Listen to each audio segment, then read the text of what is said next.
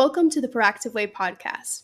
Today, we will give you a behind-the-scenes look at ProActive Network Consulting, a Latino and family-owned business founded on the belief that small businesses deserve quality IT support tailored to their unique needs. We will bring you stories and advice from 26 years of serving the small business community in the San Francisco Bay Area and beyond. I'm your host, Ceila Flores, marketing designer at ProActive and daughter of our founders, Lawrence and Michelle. Today, we will be talking about co-founder Michelle Londoño's journey from public health nurse to lead designer and co-owner of ProActive. We'll be talking about the challenges and blessings that come with a major career change. Michelle studied nursing at the University of San Francisco. She's an ambassador for the San Francisco Chamber of Commerce, board member of the University of San Francisco Alumni Board, and a committee member for the board of the Bay Area-based organization Soul Sisters. She has 3 beautiful children, and 2 of them work in the business today. Hello, Michelle. How are you doing today? Hello. I am doing well and a beautiful, foggy San Francisco typical day. Let's get started with some questions for you. Why did you go into nursing and public health nursing in particular? I have definitely looked at that story over the years and I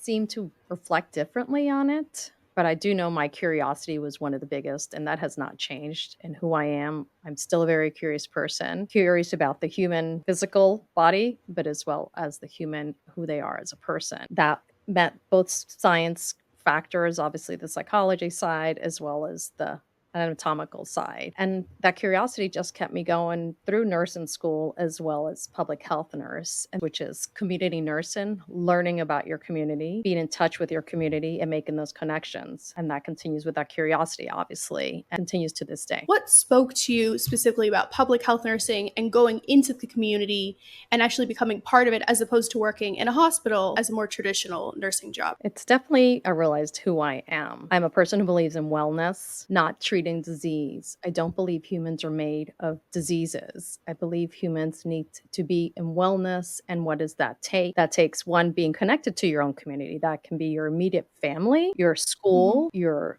town, your state. What are all those factors, as well as connecting to your cultural, which is what ended up being one of the most exciting things for me when I went through public health nursing program specifically, because that's part of the nursing program. And we studied different cultures and what it means and how you respect that culture, but also, understanding the nuances, and maybe not the nuances. Some are a little more broad. What do they mean? How do I treat that person differently based on that? It meant so much more than the clinical nursing that we went through in all our other semesters that were very science focused, but very disease oriented, which is not where I wanted to be. Do you think there was a major difference because in a hospital setting, the patient is coming to you and it's only in the context of what they're like in that hospital, as opposed to when you are entering their home and entering their community, maybe you're able to learn a little bit more about them as a person? Thanks for that follow-up question. Absolutely. I am absolutely at that moment, I was in their home environment. You see such a tiny snapshot when a client or a patient comes into your environment. So first of all, they have to go under your rules as the provider.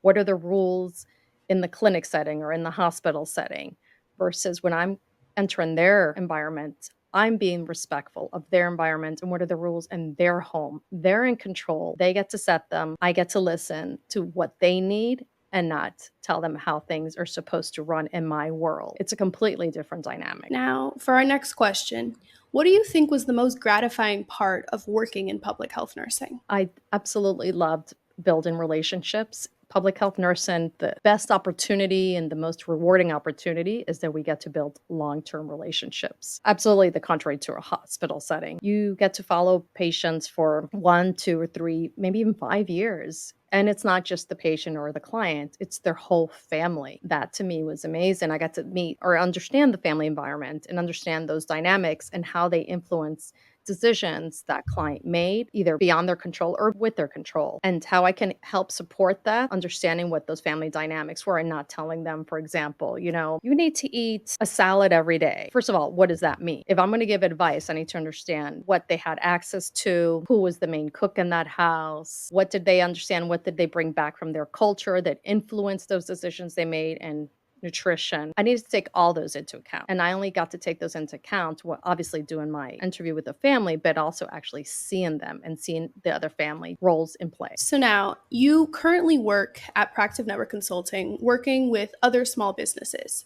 So what skills and experiences have you taken from your jobs in nursing to how you interact with small businesses today? It is fun. I still say that being a nurse is the most amazing foundation of education and experience anyone can have across any profession. There's such an array of skills that you have to build up to be a true quality nurse, we'll say. Obviously, very basic that easily that transferred over to the business world is being able to talk to people, interviewing them, being a good listener, being observant, being curious again about that person. All those transfer into the business world or any environment, and so many more skills. Some of those other examples would be process and procedure. It's unfortunately very beat into us as a nurse on the good and bad, but absolutely it's something that I brought along with me, and I understood that to be able to grow, support other people, support your employees, support growth, our own growth, be able to be supportive of our clients is understand that process and procedure. Absolutely. I'm already seeing a parallel between how you were able to go into people's homes and provide better care because you truly got to know them over a long period of time, and the way that we work in our business, which is we're trying to create long-term relationships with these small businesses and show that we truly care and want to get to know them, as opposed to a larger company that might kind of just see them as just another client. I can definitely see how, as much as these careers seem so different and so separate from each other, there's always parallels and there's always lessons that you can transfer over. Definitely. We've talked about what is similar or what felt familiar stepping into this business, but what made you feel out of your element, or what made you feel like you had to take on new skills that you didn't need in nursing? Sure. There obviously are differences. I was working for a county, which is public health, which is, well, similar to a nonprofit, but it's actually government. But a lot of it does run as a nonprofit, especially the grant based work programs I was within. Then going to for profit business. The parts that I never got to necessarily see or not in the same way was definitely budgeting. We only saw a very small sliver, maybe the budgeting for our program, but then also then go into a small business and trying to understand what that means in general. What does a cash and flow statement mean? Had no idea. Didn't even know it existed because it's not something I ever had to study. Even in any environment, it's not something unless you are an administration level at a clinic or hospital would be the only time. So that was very new. Operations definitely, of a small business or any business is going to look different than a government entity. HR, there was only a few differences, but HR was probably the most comfortable, and that's why I transitioned into that area really easily. Still, again, dealing with people, interviewing people, making sure I was growing our company culture is where I focused on, which is also something I was able to transfer into easily. Government paperwork, forms, licenses, pretty similar. They're just different licenses or different paperwork, but it's still filling out a bunch of stuff and making sure it's in on its dedicated timeline. Moving on to another question. What do you think was the hardest part about making the transition specifically into the tech world and now having to learn an entirely different set of information in order to communicate with your clients? I definitely had a learning curve on tech. I mean, I had no idea what tech meant in our industry or any part because tech's very, very, very broad. So starting with understanding the broad picture of tech, then specifically our area of IT, which is, supporting other businesses and how they function and work. So understanding terminology to this day, I'm still learning because that's not my specialty. I am not an engineer, but I need to understand the basics of what all that terminology is because I do want to be able to explain it to clients. That is our job, is to be those translators. So I'm constantly learning. I made it a point when I first came into the business to attend workshops and meetups and all kinds in the tech industry just so I can wrap my brain around it. And I will say that Latinas in Tech was one of the ones that I would definitely attended all their meetups and networking events and presentations. There was a couple other cybersecurity groups that I would go to theirs just to understand what is cybersecurity and what does it mean and what's happening and what's current. And they were fascinating. I mean, it was fascinating to see all the areas, the men and women, but mostly I was attending women type of organizations and what they were working on and how that impacted us, and then obviously how we can bring that back to our clients and do that translation. I can definitely relate, being that my background is more so in the arts than in technology as well. And our whole design team, like, technology is not what any of us studied, but it is obviously our job to know it as well as we can so that we can be those translators for our clients. And I think we're working on bridging that gap between our clients who obviously technology is not their expertise, or else they would not need our services. That is the perspective that we're able to bring. Someone who tech is not their main focus, but can understand it well enough to explain it to a normal everyday person who just needs to know just enough to get their job done. Now we're going to pivot a little bit with our questions. As we listed before, you have a pretty impressive resume, especially of community work. You're very involved in your community as a nurse, but today you work with your university's alumni board as well as the organization Soul Sisters. Would you say that your experiences as both a nurse and a community organizer have made human connection a priority when you work in your business today? It definitely has influenced how I approach things and what I bring into the business, making that a priority to connect to these different organizations. And depending which organization it is, one is actually Dev Mission. I mean, like, how can we support Mhm. them specifically as a business versus the other ones are more individual? How can I personally support and be part of this process or whatever they need? Soul Sisters is one that I'm currently serving happily, and seeing how they are now growing their membership and different programming. I'm very excited to be part of that program. And not only do I love volunteering, but I want one with a mission that I align with. And I want to see that programming grow and be part of that, as well as I grow my own business. Those are parallel skills that I can use in both.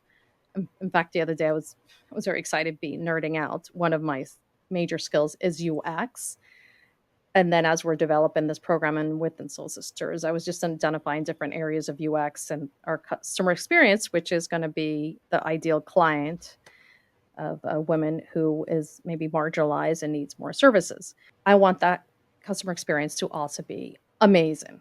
Just as I focus on that customer experience within proactive way, how we support them.